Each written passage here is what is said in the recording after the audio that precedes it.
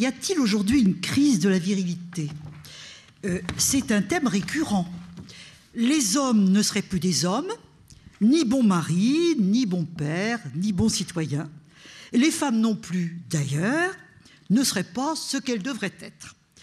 Car il s'agit toujours d'une différence des sexes décalée qui s'écarte des normes traditionnelles. Mais au fond, qu'est-ce donc que la virilité ? C'est la question que, bien sûr, nous allons nous poser. Qu'est-ce que cette référence implicite à un vir, cette statue de l'homme dressé, en quelque sorte, figure et norme de l'homme en général ? Qu'est-ce que ça veut dire ? Que sous-entend cette définition dont on peut faire l'hypothèse qu'elle n'est pas plus éternelle que la féminité, et comme elle, théoriquement construite, historiquement construite, hypothèse bien entendu, dont nous allons discuter. Pour parler de ces questions de fond et historiques, bien entendu, cette conférence, je le rappelle, on vous l'a dit, s'inscrit dans les débats organisés depuis le début de l'année, ici à la BNF, par la revue L'Histoire, sur le genre et son histoire. Et il faut remercier beaucoup et la BNF et la revue L'Histoire de cette initiative et de cet accueil. Alors, pour débattre de cela, eh bien, deux historiens particulièrement qualifiés, l'un et l'autre, quoique différemment. On pourrait dire qu'ils sont l'un et l'autre deux maîtres du corps, deux pères de la virilité et de son histoire.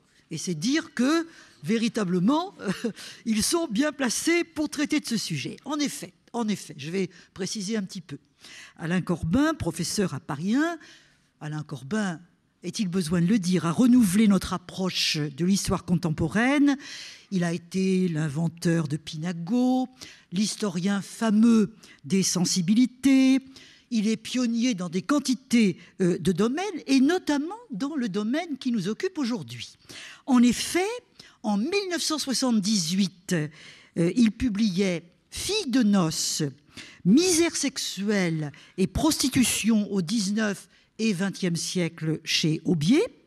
Et en 1984, dans un colloque qui a été très important pour l'histoire des femmes, à Saint-Maximin, une histoire des femmes est-elle possible ? Il avait fait une communication qui s'intitulait « Le sexe en deuil et l'histoire des femmes au 19e ». Et le sexe en deuil, c'est celui des hommes. Par conséquent, il invitait à réfléchir aux deux, les hommes, les femmes, les hommes en même temps. Il avait cette proposition discutable, peut-être iconoclaste. Le malheur des femmes découle de la misère des hommes, pauvres hommes. C'était un peu ça, l'idée. Et dès cette époque-là, en 1984, il préconisait l'histoire de la virilité. Je le cite. « Pourquoi refuse-t-on plus ou moins consciemment, l'étude du domaine dominant de la virilité et celle du théâtre sur lequel s'exacerbe la souffrance masculine ?» Vous le voyez, ça fait quand même un certain temps. Les choses étaient déjà lancées, les choses étaient dans l'air. Et tout ça, ça s'est développé, bien sûr, dans l'histoire du corps et aussi dans toutes les thèses, Alain, que vous avez dirigées. Jean-Jacques Courtine, voilà un autre maître virilité.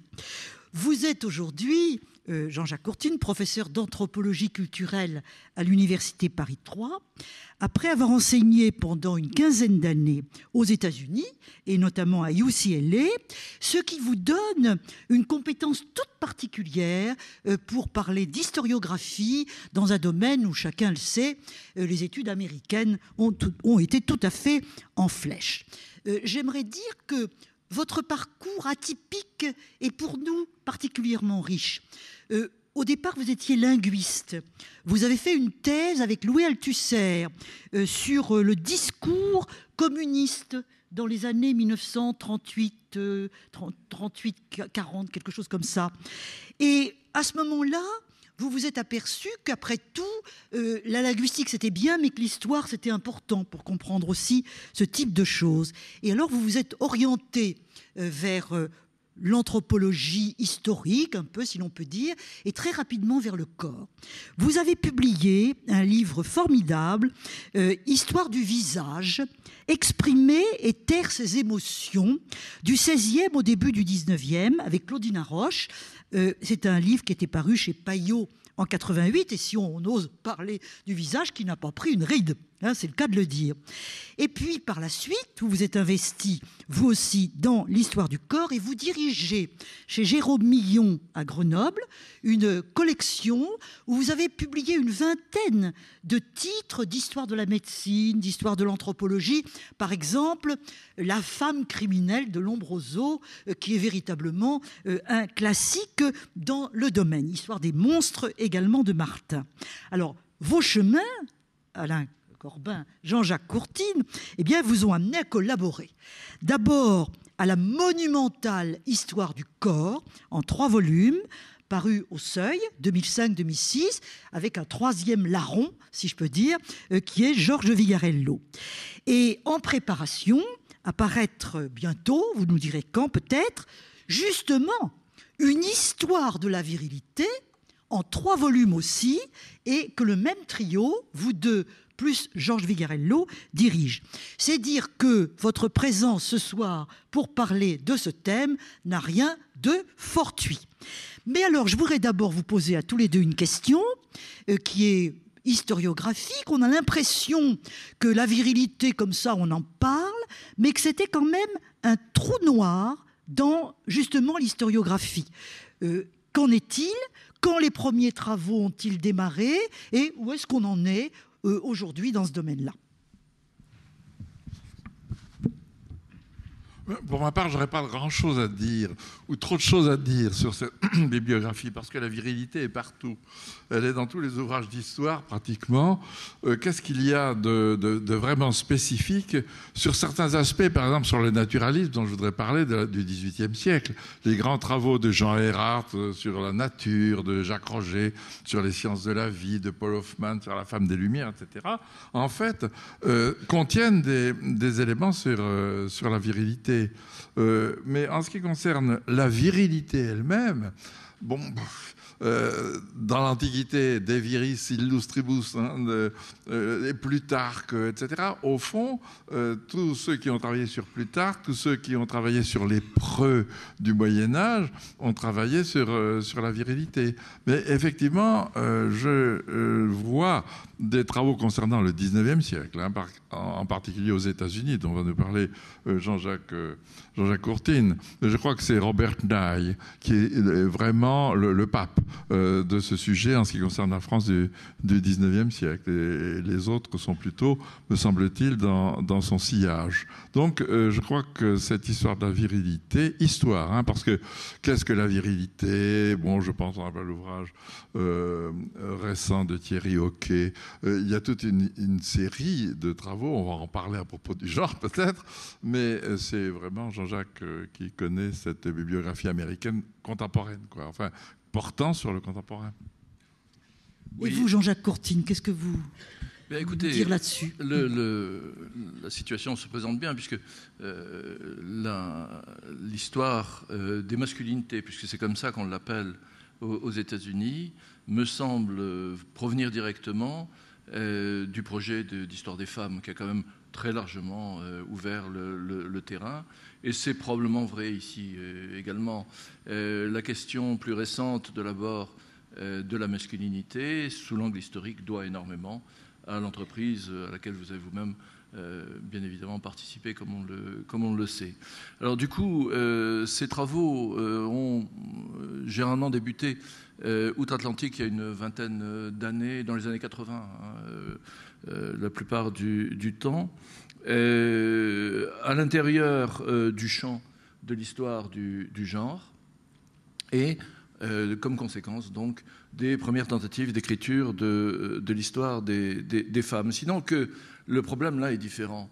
Il ne s'agit pas de faire apparaître ce que l'histoire avait caché, l'invisibilité dont l'histoire des femmes avait souffert, mais il s'agit plutôt de soustraire les caractéristiques universelles prêtées au sujet masculin pour lui redonner son statut de sujet singulier, historique et sexuée. Il me semble que c'est comme ça que les choses se présentent. Alors, de ce point de vue-là, l'historiographie américaine de la question a profité au plan théorique d'un certain nombre d'apports français, de ce qu'on appelle le post-structuralisme là-bas. Et à cet égard, il faut noter sans aucun doute que le travail de Foucault, et notamment l'histoire de la sexualité, le tome 1, la volonté de savoir, a eu énormément d'importance. S'en suivi également des histoires qui ont commencé à défricher l'histoire de l'homosexualité, qu'on peut bien évidemment faire entrer dans le même champ général d'une histoire des genres. Et les Américains qui, dans le fond, rendent ce qu'on leur a donné ou prêté, se sont ont eux-mêmes produit dans le champ de l'historiographie française un certain nombre de travaux importants. Alain citait Robert Nye sur le code de l'honneur et la masculinité dans la France moderne. Il y a un certain nombre de travaux comme ça qui ont eu leur importance. Bon, ça serait probablement un peu long de les citer tous là, mais dans les choses récemment publiées, il y a des choses intéressantes. Par exemple, il y a quelque chose qui vient de paraître qui s'appelle Sexing the Citizen, qui porte sur la fabrication du bon père, bon époux, bon citoyen sous la Troisième République de Judith Serkis, qui me paraît un travail d'intérêt, dont j'espère qu'il trouvera un jour une traduction à un éditeur en France, quoique Sexing the Citizen, le titre pose des problèmes de traduction, même assez redoutables. Voilà. Voilà ce qu'on peut dire, me semble-t-il, sur la manière dont les choses se sont articulées là-bas. C'est un champ qui me paraît, à l'heure actuelle, je ne sais pas si vous êtes d'accord, en pleine expansion. Si on regarde les publications tout à fait récentes, mais vraiment immédiates, le livre d'Anne-Marie Sonne, « Sois un homme », qui porte sur la construction de la masculinité. Alors on va justement se poser la question, la masculinité vient de sortir au Seuil. Il y a un livre de Louis-Georges Tin qui s'appelle « L'invention », c'est original, « L'invention de la culture hétérosexuelle », qui est paru aux éditions Autrement et qui est évidemment porte quantité de questions sur la construction de la virilité. Je donne ces deux exemples, mais j'ai un petit peu l'impression que c'est dans un champ qui est en expansion. On aura peut-être l'occasion d'y revenir, mais on a prononcé, nous tous les trois, à plusieurs reprises, les mots de virilité, masculinité. Alors, avant de voir un petit peu les fondements de tout ça, est-ce que c'est la même chose et comment définir la virilité, notamment par rapport à la masculinité, inversement? Oui, j'aurais beaucoup de choses à dire à ce sujet-là, et en espérant que le débat sera viril mais correct, pour reprendre comme un match. Non, je m'explique. Je sais que cette série est consacrée à l'histoire du genre, donc à la masculinité. Or, cette histoire de la virilité à laquelle je pense et nous pensons, je crois, enfin Jacques pourra le dire, n'est pas du tout dans cette perspective. Je suis désolé de le dire, mais je voudrais m'en expliquer à propos de l'histoire du genre, si vous voulez. C'est une mise en cause. Au fond, l'histoire doit répondre à une curiosité. Il y a plusieurs façons de satisfaire cette curiosité. Il y a celle qui consiste à vouloir expliquer le déroulement de l'histoire en se fondant sur des grilles de lecture. Sur des grilles de lecture suggérées par le moment présent. C'est bien connu. Des lectures en quelque sorte rétrospectives, fondées sur ce qui est considéré comme conviction ou croyance dans l'instant où travaille l'historien. Il y en a énormément. Elles se sont succédées. La plus répandue sur la planète et dans l'histoire, c'est le providentialisme. C'est expliquer le passé par une intervention transcendante. À partir des Lumières, il y a toute une série. Il y a la lutte des classes, bien entendu, puisque que s'agisse de Guizot jusqu'à Marx, je ne veux pas y revenir. Quand j'étais jeune historien, c'était une obligation si on ne s'inscrivait pas, vous le savez bien, dans cette perspective-là, le livre était mauvais ou le travail était mauvais. C'était le cas de l'esclavage dans l'Antiquité, était une forme de lutte des classes, disait notre bon maître Maurice Aymar. Je n'insiste pas, tout ça est bien connu. Ensuite, il y a eu la pathologisation rétrospective à la fin du 19e siècle. Charcot, voyant de l'hystérie partout dans l'histoire des femmes. Ensuite, il y a eu la psychohistoire, la psychanalyse. Je me souviens des psychohistoriens américains très nombreux. Il y en a qui étaient venus à Paris 1, et dans le domaine de la critique littéraire, si on ne s'inscrivait pas dans l'histoire de la psychanalyse, d'une analyse psychanalytique, ça ne valait rien pendant un certain temps. Et il y a aussi toute une série, je ne vais pas les énumérer, d'interprétations et de lectures sociologiques. Et le tournant des annales, ce qu'on a appelé le tournant des annales, répondait à cette question: quelle est exactement l'utilisation que l'historien qui s'intéresse au passé doit faire de ces grilles de lecture? Alors ma posture, elle est inverse. C'est-à-dire que moi, je reste fidèle, c'est un peu ancien déjà, à Lucien Febvre, et au risque de l'anachronisme psychologique. Autrement dit, en étudiant un objet comme la virilité, j'oublie ce qu'est pour moi la virilité. Ce n'est pas intéressant de savoir ce qu'est la virilité, ce que je pense de la virilité, etc. La seule chose qui m'intéresse, c'est d'effectuer un voyage dans le temps en employant une optique compréhensive, en adoptant plus exactement une optique compréhensive. C'est-à-dire, qu'est-ce qui m'intéresse personnellement, mais je crois que tu n'es pas le seul, c'est ce qui fonde un peu cet ouvrage sur la virilité, c'est savoir ce que ces gens pensaient, et surtout ce qu'ils ne pouvaient pas penser. Donc être à leur écoute, comme disait Dupron, laisser monter le sens par rapport à ce qu'on constate. Alors, étudier le langage. Et alors là, à ce propos, d'accord avec Pascal Horry, le postulat euclidien, quand un mot n'existe pas dans une société, on n'en parle pas, le concept n'existe pas, point, on tourne la page. J'ai essayé de montrer que l'homosexualité, qui est pour nous une nébuleuse mentale d'une extrême force, quand le mot n'existait pas, cette nébuleuse n'était pas là. Et le mot n'existe en français timidement en 1838 et disons assez peu avant 1850. Bon, alors ce postulat du nominalisme est quand même quelque chose, c'est une posture que je revendique, je ne suis pas le seul, mais donc ça ne repousse pas les savoirs contemporains concernant les sciences auxiliaires de l'histoire. Lucien Febvre a beaucoup souligné. Par exemple, l'utilisation du carbone 14 pour dater, très bien. L'utilisation de la génétique des populations pour savoir comment les populations sont répandues sur le globe, très bien. L'utilisation par ordinateur de la reconstitution des manuscrits dans lesquels il manque des mots, etc. Très bien, mais ça, ce sont des sciences auxiliaires. Alors, dans le cas présent, j'y arrive, pardon, l'objet virilité. Pourquoi cet objet? Première réaction, allez voir les dictionnaires. L'encyclopédie de Diderot d'Alembert, le mot n'existe pas. Il n'y est pas. Ça m'interroge déjà beaucoup. Le mot masculin a un sens grammatical. C'est un genre, il a un sens dans la métrique de la versification. Les rimes masculines et les rimes féminines. Et éventuellement un petit peu en astrologie. Enfin, ça rejoint de l'anthropologie. Mais bon, ouvrage du 19e siècle, fin du 19e siècle, dernier quart, Le Grand Larousse, virilité, 4/16e, 4 lignes de 16e de page. Autrement dit, il n'est pas là, pratiquement pas là.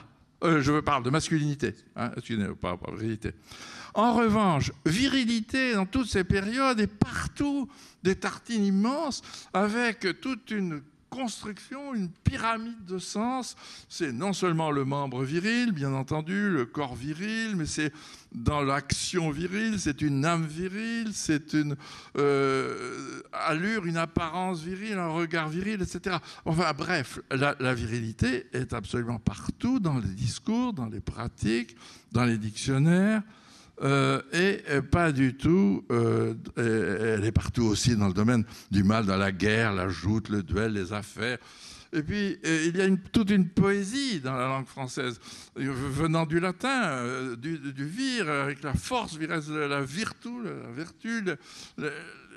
je parlais plus tard que La vie des hommes illustres, qui est quand même un des grands best-sellers du 19e siècle, c'est ce qu'il avait bien montré à Malvy. Donc, on est dans une nébuleuse extrêmement riche, extrêmement intéressante, me semble-t-il. Et masculinité, d'abord, c'est pas un beau mot en français, hein.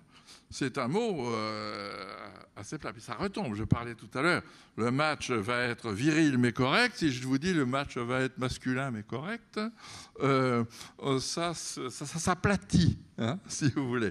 Alors, je ne veux pas du tout critiquer l'histoire du genre. Je pense qu'il y a plusieurs façons de faire de l'histoire, des postures qui sont légitimes. On peut très bien adopter une grille de lecture contemporaine, se poser des questions et prendre une méthode généalogique. Hein, ça, très bien.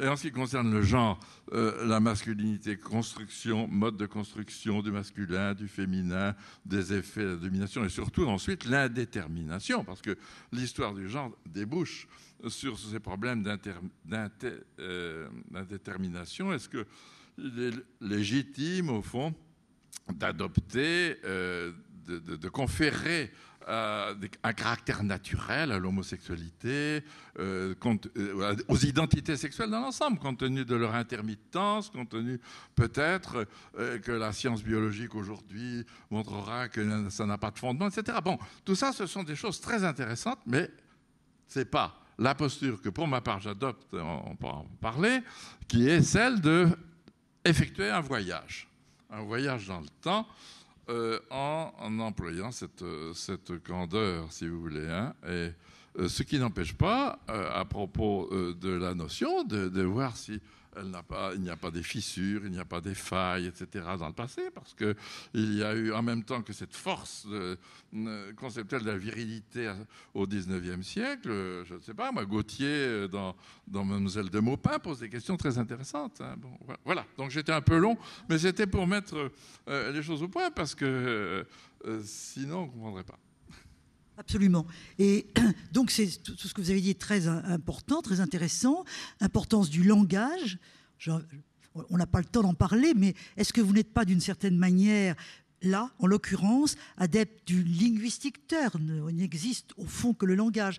Et deuxièmement, malgré tout, bien que je comprenne évidemment complètement votre position, pas d'anachronisme. Est-ce que vous ne pensez pas, on y reviendra peut-être dans la discussion, que la manière dont nous faisons l'histoire, les questions que nous posons au passé, ne nous sont pas quand même largement inspirées par notre présent, hein?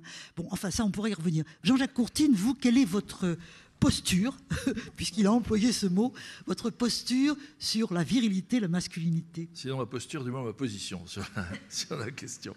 La question tombe à pic, puisque effectivement, quand on a entrepris ce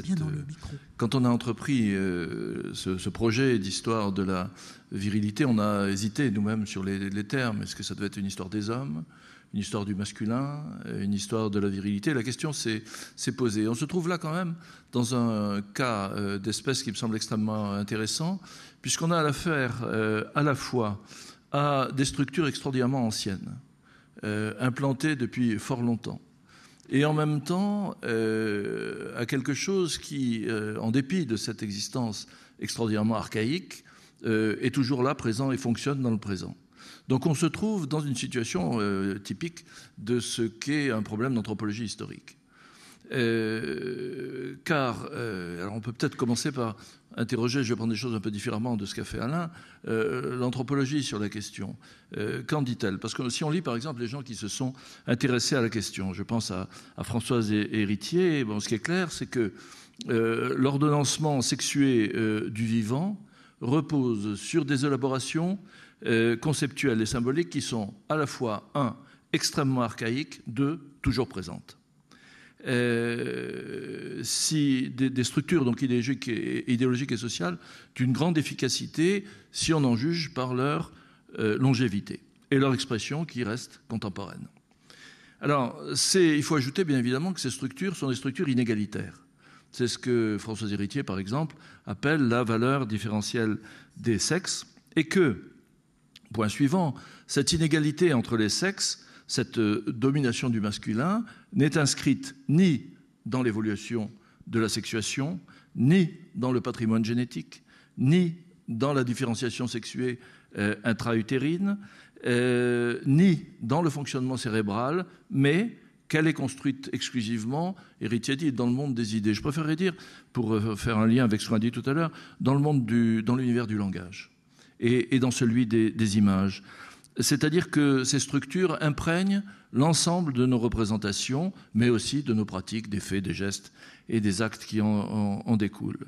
Alors, soyons plus précis, on dispose en définitive d'un arsenal catégoriel quasi universel qui à la fois sépare et hiérarchise des couples de termes marqués du sceau du masculin et du féminin. C'est quelque chose qui existe depuis fort longtemps, qui a une valeur à travers les cultures. L'homme et la femme s'opposent comme le chaud au froid, le lourd au léger, le dur au mou, le rapide au lent, le fort au froid, etc. Je veux pas. Mais ces choses-là sont bien connues. Ce qui est amusant, c'est qu'on se trouve dans une sorte de paradis structuraliste quand on aborde cette question-là, au point d'ailleurs que la question se pose de savoir si l'invention du structuralisme qu'on prête généralement à l'inspiration linguistique du cercle de Prague ne doit pas à quelque chose de sourd et d'obscur, à l'existence, cette production inépuisable de binarisme que la différence sexuée produit dans les sociétés qui sont les nôtres. Alors, le dernier point, et c'est là qu'on rencontre la question historique, c'est que la longévité de ces structures implique leur transmission efficace, c'est-à-dire la transmission de ces invariants dont on vient de parler en tant qu'invariants. Et la manière dont les choses se produisent, me semble-t-il, c'est que cette transmission, ou l'efficacité de cette transmission, tient au fait que l'opération consiste à transformer l'histoire en nature, à naturaliser ces représentations-là. Une des choses que Bourdieu avait bien remarqué dans sa domination masculine lorsqu'il dit qu'il fallait réhistoriciser ce que, bien sûr, ce dispositif déshistoricisait. Alors, et c'est là, à mon sens, que se pose la question terminologique. Histoire de la masculinité, histoire des hommes, histoire du masculin ou histoire de la virilité. Nous nous sommes longuement, effectivement, posé la question au moment d'entreprendre ce travail. Le problème est le suivant. Nous voulons faire donc l'histoire de structures qui sont archaïques, mais toujours présentes, productrices d'inégalités, dont la transmission dans la longue durée suppose la transformation de l'histoire en nature. Il n'y a guère qu'un mot dans notre langue, à mon sens, qui indique ça, c'est celui de virilité. Alors, j'ai lu, par exemple, avec beaucoup d'attention et d'intérêt, le livre d'Anne-Marie Sonne, « Sois un homme », sur la construction des masculinités. C'est ainsi que le sous-titre du livre s'énonce, au XIXe siècle. Bien évidemment, cette construction de la masculinité au XIXe siècle est un fragment, un morceau d'histoire de la virilité. On ne demande pas au XIXe siècle aux hommes d'être masculins, mais d'être virils. La seule entité à qui on réclame, Alain l'a noté, d'être masculin, c'est le déterminant facultatif obligatoire du nom. Enfin bon, c'est un anachronisme, disons l'article ou l'adjectif en fonction du nom auquel il se rapporte. C'est la seule, ça et un usage générique faible, je dirais, du terme. Mais lorsqu'il s'agit de se référer à la nature même de l'homme, ce que c'est qu'un homme, un vrai, comme on disait bien sûr à l'époque et comme on dit encore bien souvent, alors il n'y a pas d'autre terme qui conviennent que viril. Le courage est viril, la vertu est mâle.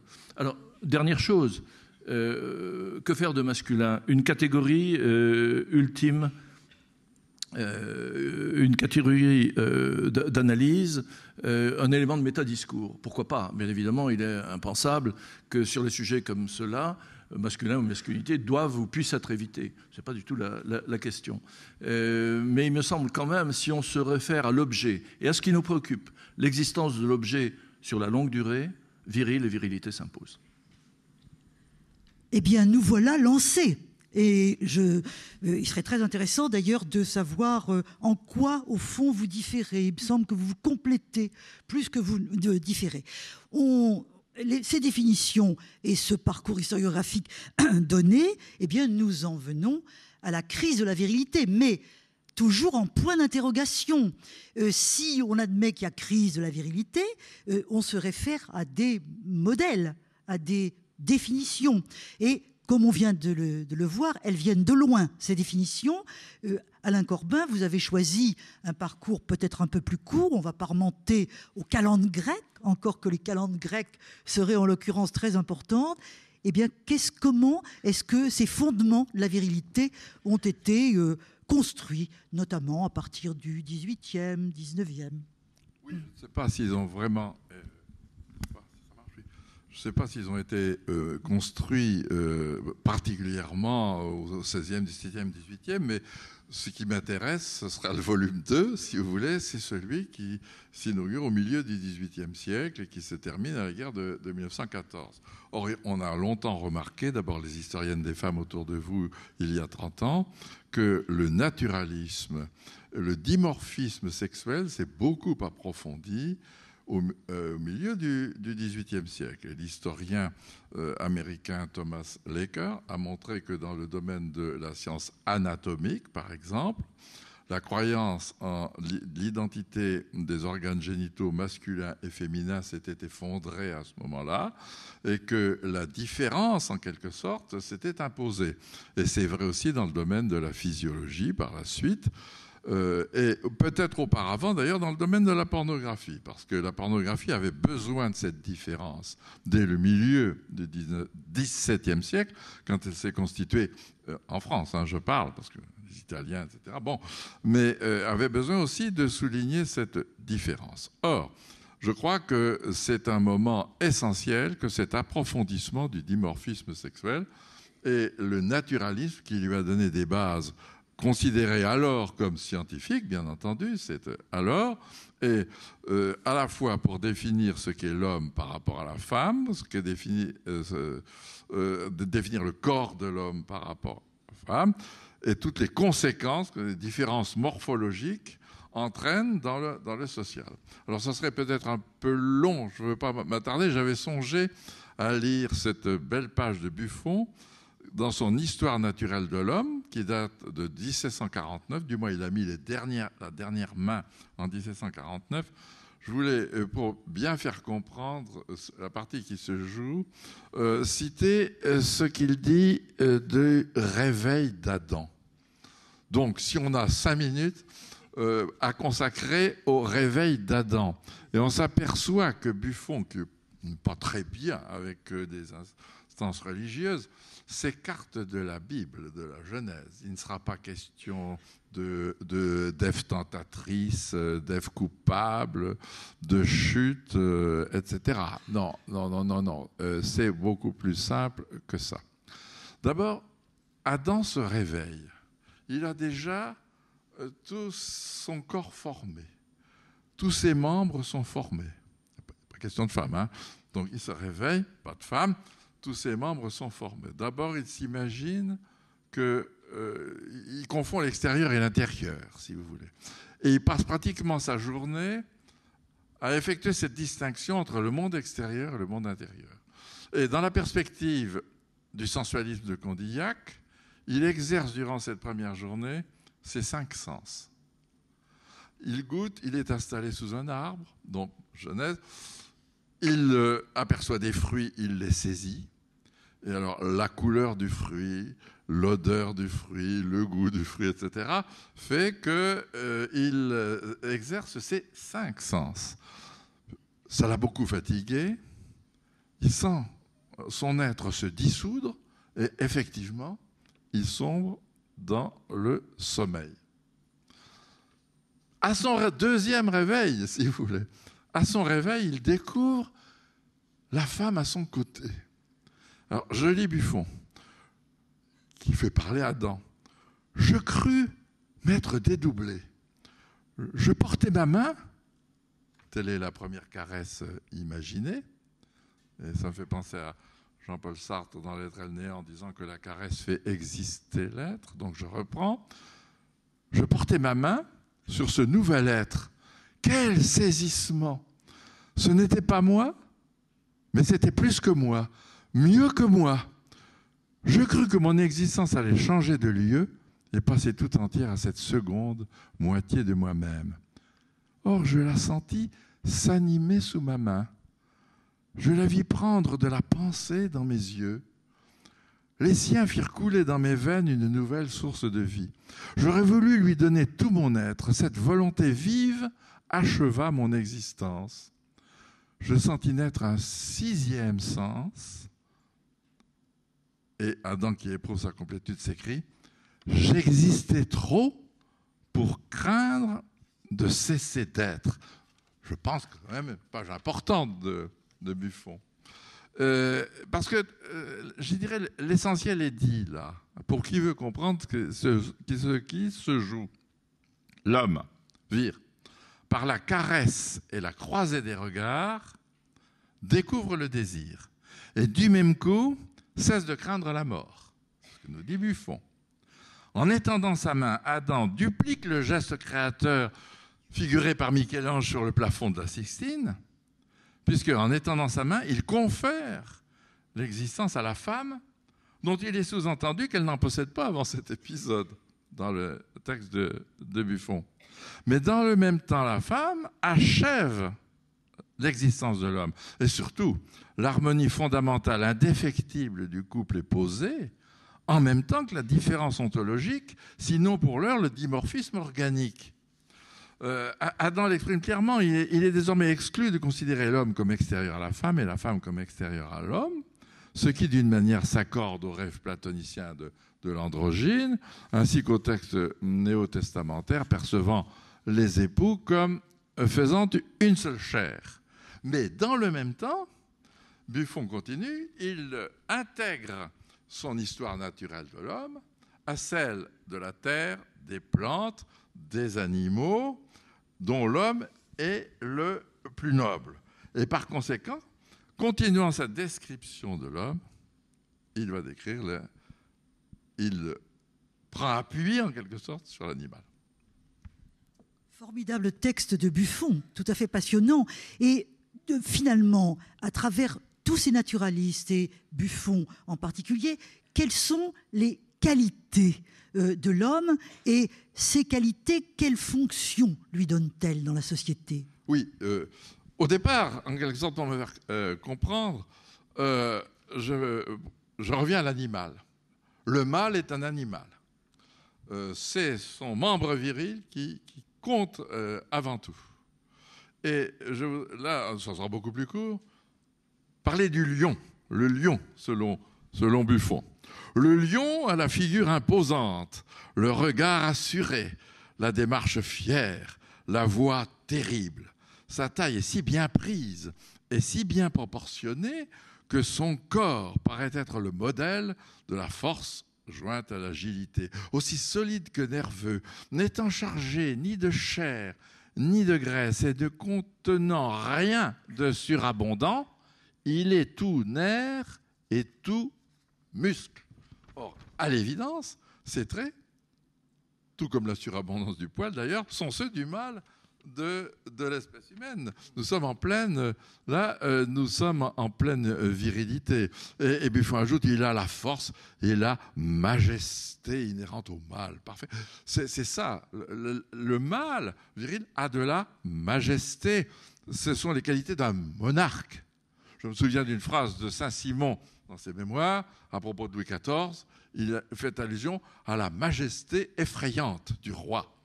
Or, le lion, Louis XIV, la majesté effrayante, le mâle, l'homme, voilà, hein, ça va dans le même sens. C'était pour répondre à la première partie de ce que vous disiez. Alors, je ne veux pas, bien sûr, la description du corps de l'homme, mais c'est un peu la même chose. Hein. C'est la compacité des chairs, la fermeté, la solidité des muscles, la chaleur, donc, et la sécheresse de l'ensemble, la densité de la fibre, XVIIIe siècle, la pilosité abondante, etc. Et chaque auteur, après, pendant 50 ans, il va de son morceau de bravoure. Il y a des centaines de pages sur le tableau du corps de l'homme. On a dit que c'était le corps de la femme qui avait été beaucoup développé. Non, ils ont beaucoup souligné le corps de la femme parce que la femme, d'abord, ils aimaient ça. Hein, ils aimaient faire un portrait désirant, en quelque sorte. Et puis parce que le mystère de l'intérieur, la longueur de la gestation, etc., fait qu'on a beaucoup souligné le corps des femmes. Mais le corps de l'homme est là aussi hein, pour virer. Alors, chacun a son idée, j'allais dire jusqu'à Georges Vigarello. C'est-à-dire que les uns voient que le corps de l'homme doit être carré, Buffon. D'autres le voient conique, Burdac. L'autre le voit pyramide renversée, Viré, Moreau de la Sarthe. Mais il y a des centaines de pages, de pages là-dessus. Alors, évidemment, il y a des conséquences psychiques. C'était le deuxième volet de votre question. C'est que le portrait du mal de l'espèce humaine, de celui qui manifeste le plus sa noblesse et sa grandeur, en fait, hein, c'est des mots qui reviennent toujours, c'est que l'homme est tourné vers l'extérieur, à l'image de ses organes génitaux. Voilà, ça c'est fondamental. Le mystère de l'intériorité et de l'extériorité a ajouté à mollesse, froid, chaud, sécheresse, humidité, etc. Alors, du même coup, l'homme, c'est son énergie, sa vigueur qui le prédispose à l'effort. Le mâle de l'espèce humaine est soumis à l'injonction d'agir. Il est doté d'ambition, il possède le sens de l'initiative, et du même coup, il se doit de contrôler ses émotions, de dominer sa peur, de faire preuve de courage. C'est très banal, mais c'est le fondamental au 19e. Faire preuve de fermeté dans le travail comme sur le champ de bataille, et surtout faire face aux défis. Il y aura un chapitre entier, je crois, sur cet aspect que Knight avait beaucoup souligné. Il doit accepter le duel. Hein. Et tout ça implique la maîtrise de soi. Il est loin du caprice. La femme, c'est le caprice et la décision éphémère. Et l'homme viril est destiné à la réalisation de projets durables. Il y a donc une temporalité virile. Et ça, c'est, me semble-t-il, extrêmement important. Une temporalité virile qui autorise la progressive dilatation de l'être, l'expansion de l'être. Il y a un aphorisme qui revient souvent chez ces médecins. La femme est, EST, parce que c'est la nature, et l'homme devient. Ça, c'est fondamental. La femme, dans ce dimorphisme, dans cette différence soulignée qui vient de la nature et de l'organisme, la femme est, l'homme devient. Il est soumis, si vous voulez, à un perpétuel agrandissement du moi. D'où cette constatation qui revient assez souvent, du moins ce souhait, le progrès, viendra de l'homme. La femme est déjà la nature, mais elle ne peut pas être le progrès. Donc le progrès viendra de l'homme. Et la brièveté de sa mission génitale, l'éjaculation, c'est très rapide, finalement, surtout pour ces médecins, il faut que ça soit rapide. Hein. Donc, la brièveté de sa mission génitale le libère pour intervenir dans la mêlée sociale au sein de laquelle il doit faire preuve de courage, de fermeté, accepter les blessures, etc. Et pour cela, l'homme bénéficie d'une série de libertés. Que vous avez beaucoup développé dans vos travaux, je rappelle, hein, celle de fréquenter à sa guise les lieux de l'entre-soi masculin. L'homme peut aller au cercle, il peut aller au fumoir, quitter le salon pour aller au fumoir, dans la salle de garde, dans le bordel, dans la réunion politique au XIXe siècle. À la différence de la femme, il peut arpenter la ville, il peut circuler, il peut voyager, il a une relative liberté pour regarder, pour lire l'obscène. Hein, pour parler aussi, pour dire des obscénités, si vous voulez. Il n'a pas le même besoin de la garde sensorielle, il n'encourt pas les mêmes risques, et évidemment, c'est le cœur du sujet. Dans l'étreinte, si vous voulez, c'est l'expression de l'époque, c'est à lui que revient l'initiative des caresses et de la vigueur des ébats. Hein. Ça, c'est absolument évident, parce que là, c'est encore autre chose de fondamental. La dernière chose que je voudrais peut-être développer. Que vous voulez développer maintenant ?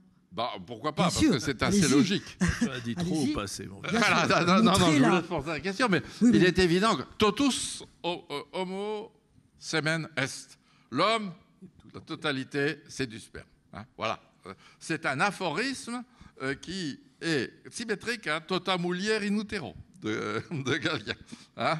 Donc, c'est très intéressant parce que ce naturalisme fige les choses, c'est clair. Au moins, ce n'est pas le problème de la crise de la virilité du XXe siècle. Là, on voit dans le domaine conceptuel clairement les choses. Hein. Le mâle possède des organes ostensibles. Et d'ailleurs, le bon Larousse le dit, C'est ça qui intéresse les femmes. C'est-à-dire que quand le membre viril est en érection, la femme est automatiquement excitée. Hein, c'est ce que nous dit Larousse.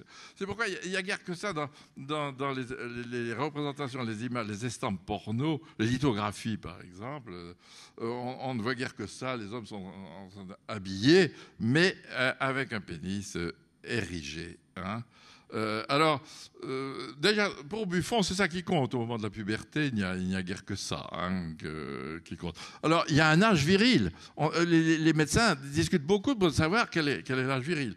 Alors, c'est pas du tout la puberté. Il faut attendre 30 ans hein, pour que la virilité s'exerce véritablement. Il faut attendre 30 ans, puis après 45 ans... Donc c'est assez court, hein, c'est assez court, mais 50 ans à la rigueur, ils discutent de ça. Alors évidemment, à ce moment-là, le système de représentation de la virilité se fonde sur la surévaluation du pénis, de la pénétration et de l'éjaculation. Et là, c'est quelque chose d'un peu tragique. Ces médecins sont persuadés que par l'éjaculation, l'homme abrège sa vie. Il y a un lien entre Eros et Thanatos qui est fondamental dans ce domaine de la virilité. Et donc, il ne faut pas trop le faire trop tôt et pas trop tard non plus. La femme qui donne la vie est aussi celle qui donne la mort. Hein. Et il y a le destin tragique de l'homme, s'il est sur Terre, pour ces naturalistes, c'est pour assurer la perpétuation de l'espèce. Sa mission est d'assurer la perpétuation de l'espèce, fût-ce au risque un peu. C'est son destin, c'est sa mission et c'est son destin. Même s'il est tragique. Hein. Et donc, le besoin de femme est quelque chose qui taraude l'homme. Et alors là, je voudrais terminer. Au fond, il y a une tension dont nous discutons beaucoup avec Jean-Jacques. Il y a une tension. L'homme, avec ses organes ostensible, avec son besoin de femme, irrépressible comme le lion, hein, et comme l'animal, a besoin de gauloiserie, de maisons de prostitution, enfin bref, a besoin de copulation, j'emploie les termes de l'époque, de coït, ostensible, de vantardise. Il faut lire les correspondances masculines et même les journaux masculins. Mais d'un autre côté, le sperme, il faut le conserver. Ça, c'est une autre... la maîtrise de soi. L'homme viril, c'est celui qui maîtrise ses écoulements. La femme écoule plus que jamais au XVIIIe siècle. De toutes les façons, les larmes, le lait, tout est à la mode. L'homme, au contraire, doit maîtriser ses écoulements. Toutes sortes, il ne pleure pas. Les anciens victoriens en Angleterre disaient to spend. To spend. Faut pas dépenser. Pour éjaculer, to spend. Faut pas dépenser. Donc, je passe ça très vite, tellement ça va de soi. Donc, il faut réserver à son épouse un sperme copieux, épais, dense, etc., avec des obstacles abominables, la perte séminale involontaire, la masturbation, l'excès. Il faut pas. Et à la fin du siècle, d'ailleurs, le concept de dégénérescence et de fléau social renforce cela. Dans la perspective de la dégénérescence des tares, des fléaux sociaux, l'homme est devenu un porte-graines. Je cite là, les médecins. Un porte-graines. Et évidemment, s'il veut assurer une descendance qui ne soit pas affectée par les tares de la dégénérescence, il doit faire très attention à cette graine. Alors, inutile de dire que tout cela est difficile. La vie du roi lion est en effet difficile.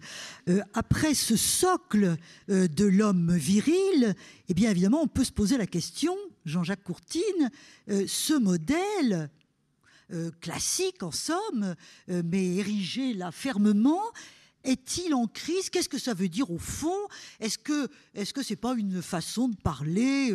Et au XXe siècle, qu'est-ce qu'il en est? Effectivement, la question est complexe et la réponse doit être nuancée. Je vais essayer de centrer ma réponse là-dessus, sur la question de la crise. Peut-on parler d'une crise de la virilité d'abord, et puis après, si j'ai un peu de temps, mais ça dépendra de la manière dont les choses iront, donner quelques grandes lignes de ce que pourrait être une histoire de la virilité au XXe siècle, en tout cas les grandes perspectives de ça. Alors d'abord la crise de la virilité. Alors effectivement, à lire les textes un peu partout, le XXe siècle semble le théâtre d'une sorte de crise endémique de la virilité, avec des rechutes nombreuses et spectaculaires. Dès la fin du XIXe siècle, les fissures apparaissent, Alain le notait. Des années 1870 à la Première Guerre mondiale, cette grande crainte traverse les sociétés européennes, celle de la dégénérescence des énergies viriles, du rapetissement des corps, de la multiplication des tares. La masculinité, ou plutôt la virilité, pour le coup, et avec elle la nation, sont en danger. Après-guerre, bien évidemment, ça ne va pas se calmer, bien au contraire. Et entre les deux guerres, pourquoi ? Parce qu'il y a eu la multitude des morts, il y a eu l'horreur des mutilations, le retour des blessés qui a placé la vulnérabilité du corps masculin au cœur de la culture sensible. Regardons par exemple les effets culturels de ça dans le surréalisme et l'esthétique surréaliste du démembrement du corps masculin qui témoigne spectaculairement de ça.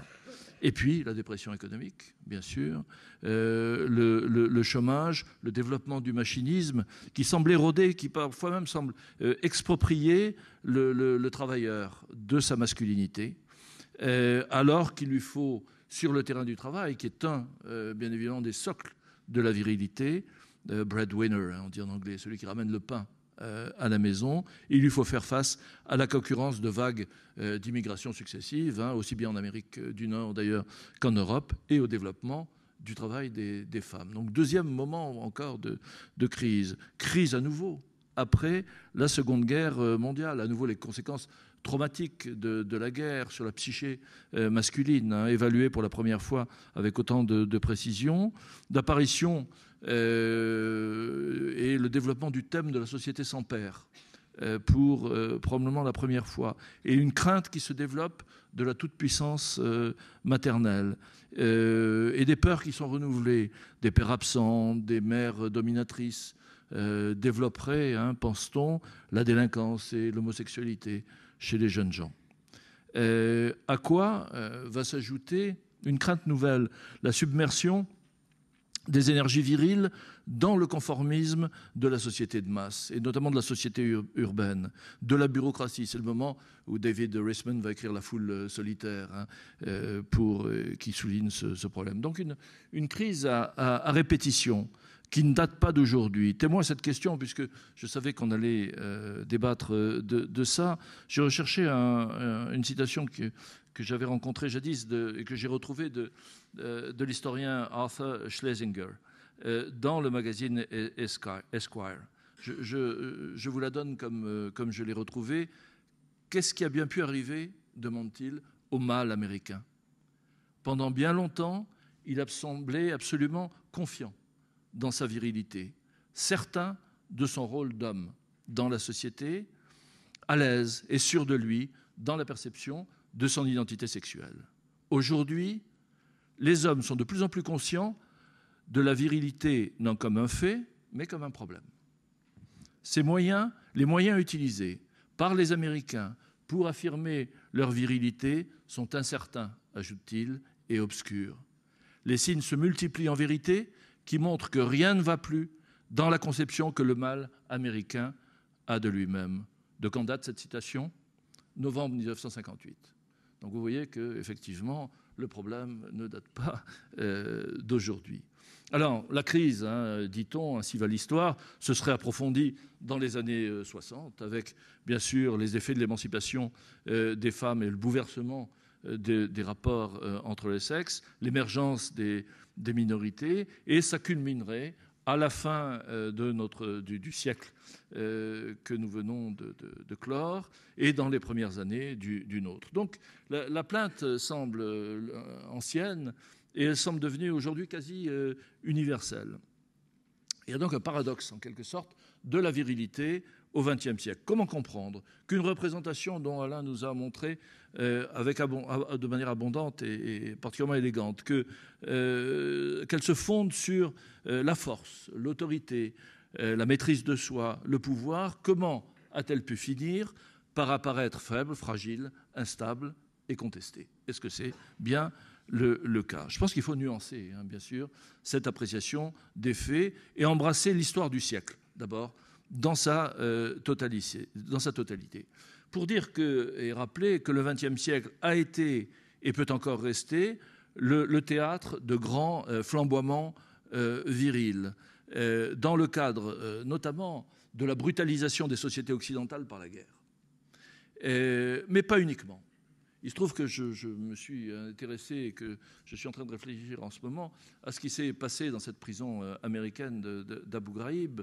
Et bien évidemment, ça amène à penser les formes de continuité, les formes de porosité entre l'exercice viril de la violence en temps de guerre et dans la paix, je dirais, du quotidien. Il y a des liens évidents entre ce qui se produit dans les circonstances exceptionnelles de la guerre où ces actes de torture ont été perpétrés et des scénarios qui sont écrits ailleurs, qui sont écrits dans la brutalisation, je dirais, ordinaire, telle qu'on la voit, on peut l'apercevoir dans les rapports de sexe ou les rapports tout simplement entre les individus.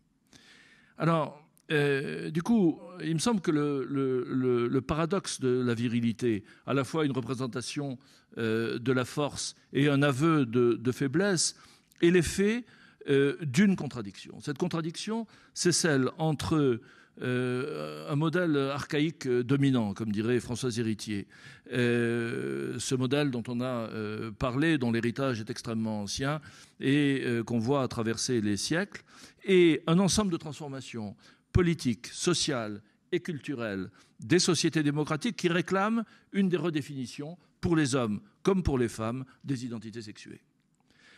Cela, donc, affecte l'identité masculine d'une instabilité chronique, bien plus que cela ne ferait de l'homme viril une sorte d'espèce en voie de disparition. Il me semble plus juste donc de dire que la masculinité et la part virile, j'ai envie de dire, de la masculinité est entrée sans aucun doute dans une zone profonde de turbulence culturelle, dans un champ d'incertitude et dans une période de mutation. Et qu'enfin, il n'y a peut-être guère lieu de s'étonner que la virilité soit en crise.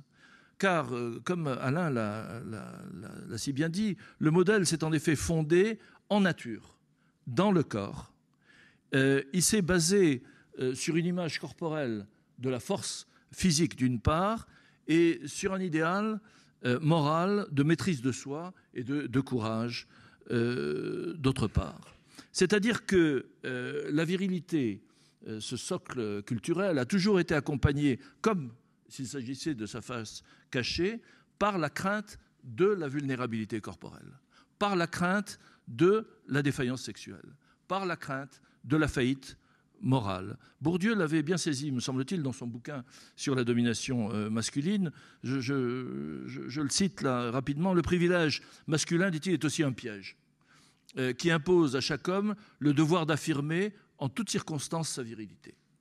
Donc c'est important parce que, bien évidemment, cette virilité a à se prouver pas nécessairement ou pas seulement dans le rapport inégalitaire avec l'autre sexe, mais face aux autres hommes. C'est une démonstration qui s'adresse aux autres hommes dans des milieux homosociaux. La virilité, poursuit Bourdieu, entendue comme capacité reproductive, sexuelle et sociale, mais aussi comme aptitude au combat et à l'exercice de la violence, est avant tout, dit-il, une charge. Tout concourt à faire de l'idéal de l'impossible virilité le principe d'une immense vulnérabilité. Bon, disons, d'une vulnérabilité. Immense me paraît peut-être aller trop loin. Bon.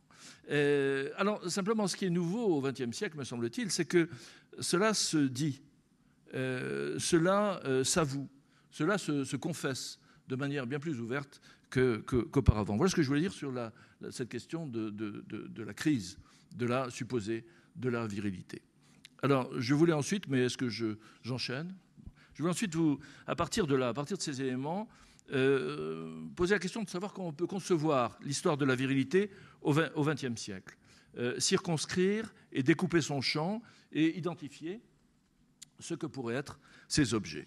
Alors, il me semble que tout ce qu'on a dit enjoint de partir tout d'abord des origines de la virilité, de ce socle extrêmement ancien, pour faire, en quelque sorte, son état, et d'interroger les mutations de la virilité, et bien sûr de la question de la domination masculine avec elle. C'est le premier champ. Le deuxième champ, je l'appellerai celui de la fabrique de la virilité.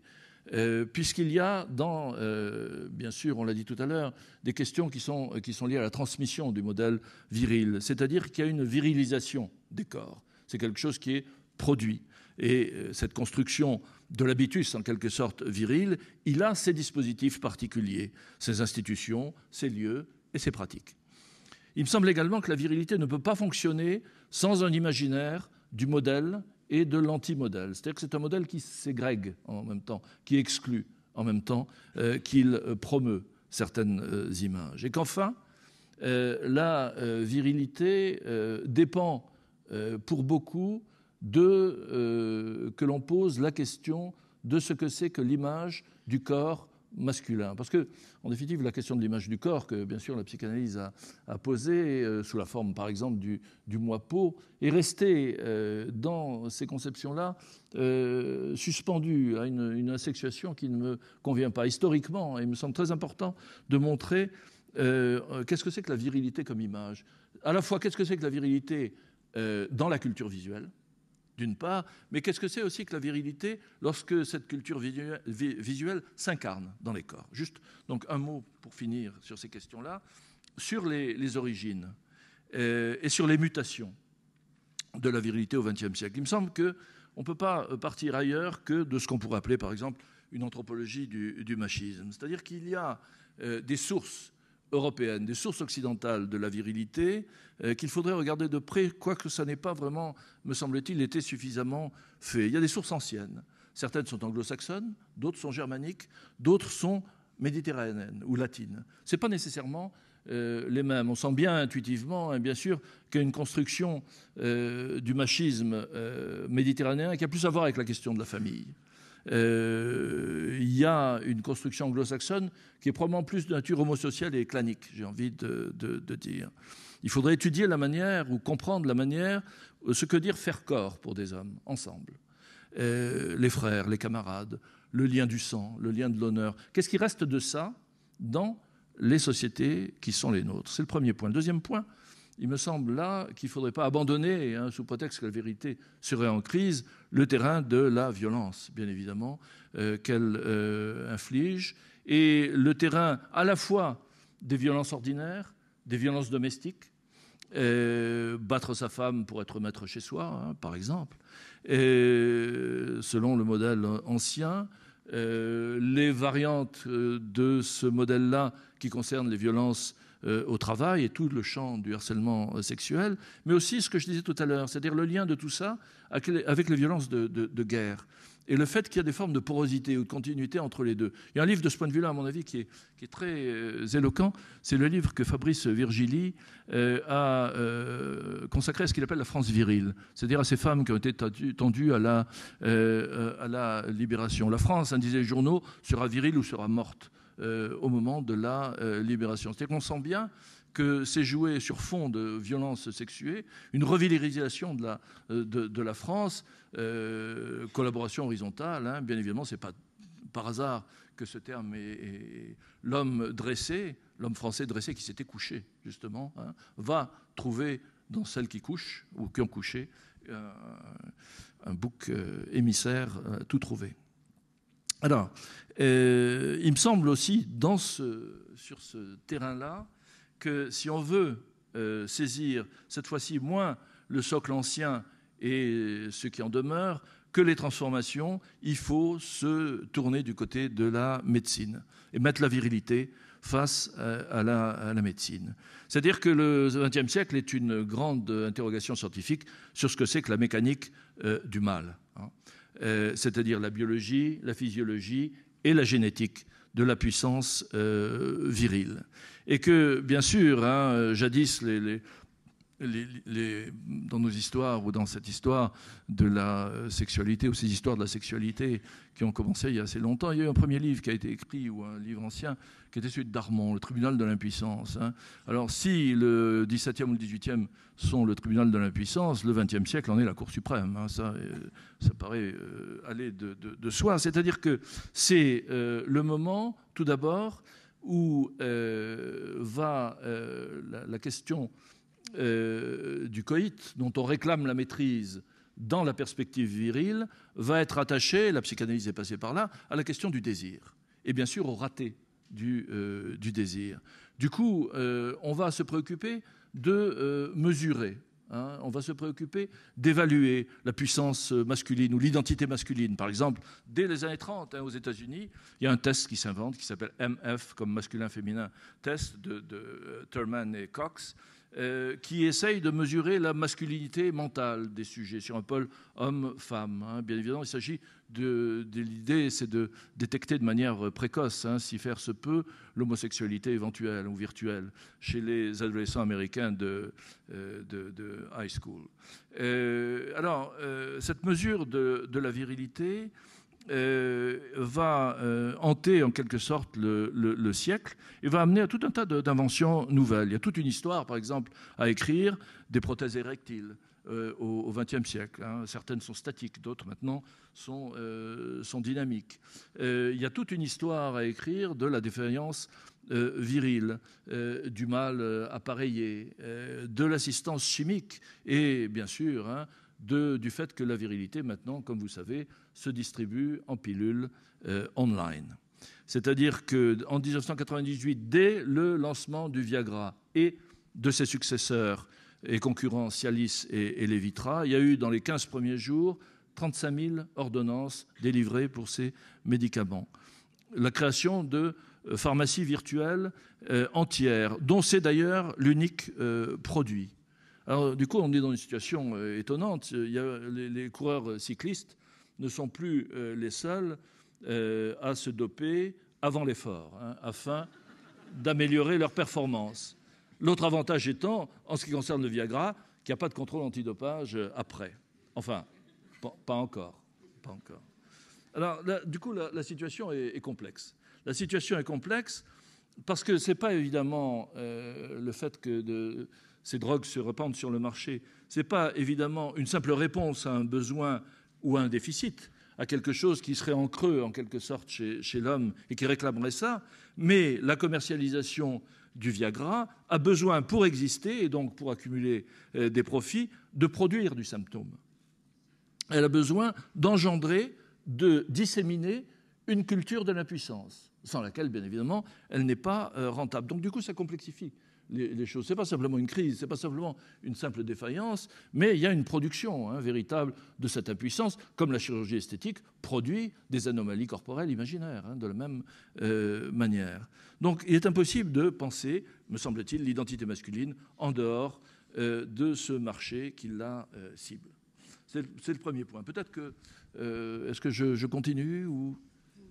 Vous énoncez votre deuxième point parce qu'il va falloir... Bien sûr. J'aimerais bien que la salle puisse vous poser des questions. Tout à fait. Alors simplement, je voulais dire que le deuxième champ me semble être celui de la fabrique de la virilité, c'est-à-dire de la fabrication de la constitution de l'habitus viril à travers ses premières armes, le jeu, bien sûr, la séparation des sexes à l'origine, sur la base, sur le fond aussi, de la virilité telle qu'elle est illustrée ou racontée aux enfants.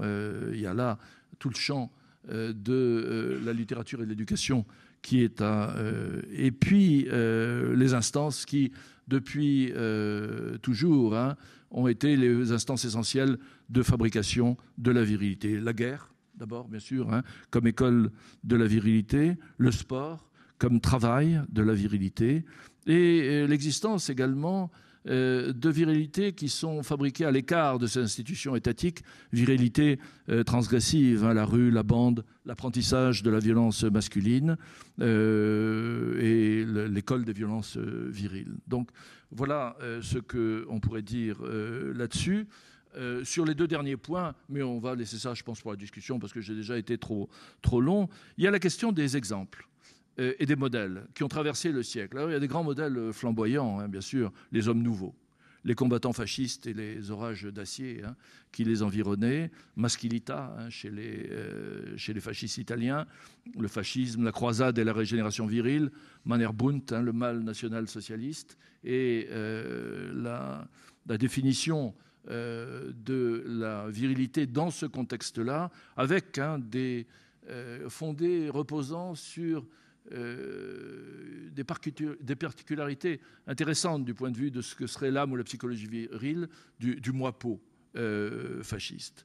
Les transformations, bien sûr, également, de ce qui a toujours servi de modèle, c'est-à-dire l'aventurier sous ses différentes formes, mais aussi hein, les transformations dans le champ de ce que la virilité a exclu, la ségrégation qu'elle a opérée, aussi bien dans le champ, me semble-t-il, de l'homosexualité, hein, où là aussi des transformations sont à décrire, et dans le champ de ce qu'on pourrait appeler les virilités coloniales et post-coloniales. Le rapport, hein, bien sûr, de l'homme occidental avec d'abord son autre colonial et ensuite hein, le travailleur ici dans les pays européens qui amène sa différence virile. Dernière chose, tout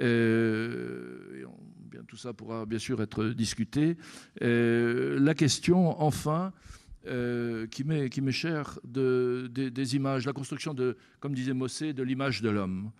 Et en particulier d'un symptôme moi, qui me paraît extrêmement intéressant, la question des excroissances, c'est-à-dire l'histoire du muscle dans le siècle.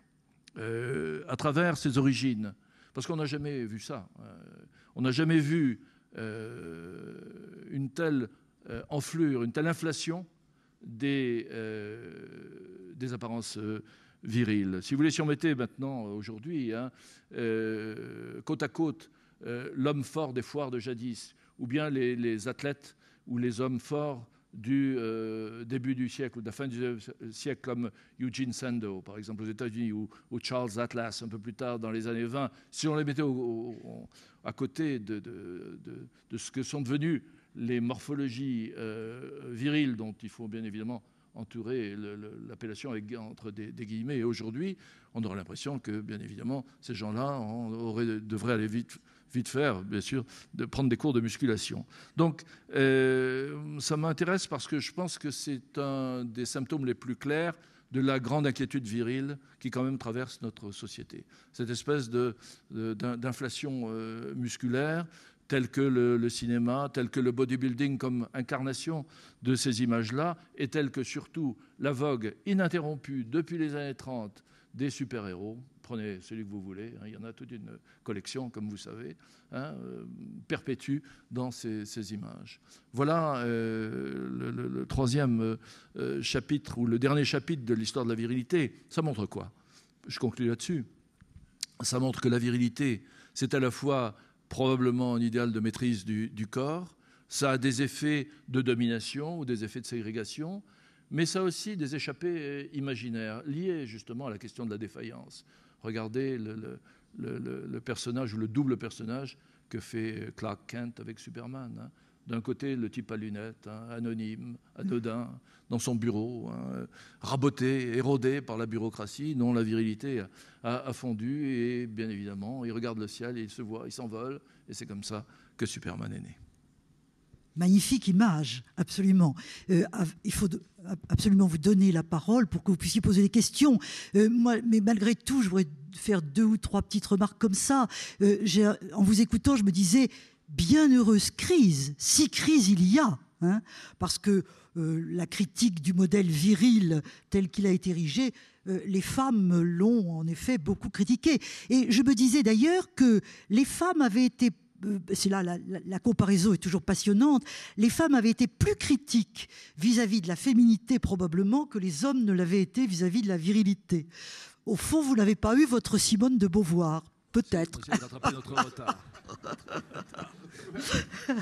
Je voudrais juste dire, parce que je pourrais donner l'impression que tout est bien au 19e siècle à propos de la virilité, mais que la virilité est un fardeau. C'est un fardeau terrible sur le champ de bataille, au travail, dans le sport, etc. Et qu'il y a une anxiété qui tenaille tous les grands romantiques, tous les grands romantiques pratiquement, dans leurs journaux intimes, vis-à-vis d'eux-mêmes, donc non seulement à propos des correspondances masculines, sont absolument tenaillés par la crainte de ne pas répondre au modèle, et en particulier dans le domaine sexuel. La vantardise à l'égard de l'autre, et dans les journaux intimes, le comptage, je sais pas, mais un Stendhal compte absolument tous les coups tirés, Flaubert aussi, la nuit, et aussi quelles ont été les réponses féminines. Et ils sont extrêmement anxieux. Et les travaux sur l'impuissance et sur la défaillance montrent qu'on passe du fiasco, c'est-à-dire de l'impuissance temporaire au XVIIIe siècle, classique, c'est arrivé à Stendhal aussi, à tous ces romantiques, à l'idée de l'impuissance comme destin tragique, comme absolument impuissance totale. Le roman d'Armance, les romans de Custine, et Hemingway plus tard. Donc il y a, dès le début du XIXe siècle, un retournement. Cette anxiété taraude l'homme en permanence dès le XIXe siècle. Et ce qui va dans ton sens, c'est que je viens d'entendre cet après-midi sur une chaîne, je ne sais plus laquelle, qui retraçait la vie de Steve McQueen. Et la conclusion d'un de ses amis, c'est que Steve McQueen, durant toute sa vie, a été tenaillé par la peur de ne pas répondre au modèle de virilité. Pourtant, on pourrait croire que c'était le côté Queen de Steve McQueen. Alors, donc, il y a ça. Et donc, ce fardeau, et la peur de la femme qui grandit à la fin du 19e siècle, c'est un des grands motifs de l'art symboliste, c'est un des grands motifs du théâtre, enfin bref, on n'a pas le temps de développer, mais l'homme du 19e siècle est déjà taraudé par toute une série de peurs, et les fissures et les failles se font jour de plus en plus nettement à la fin du 19e siècle. Ça a déjà été souligné par des historiens.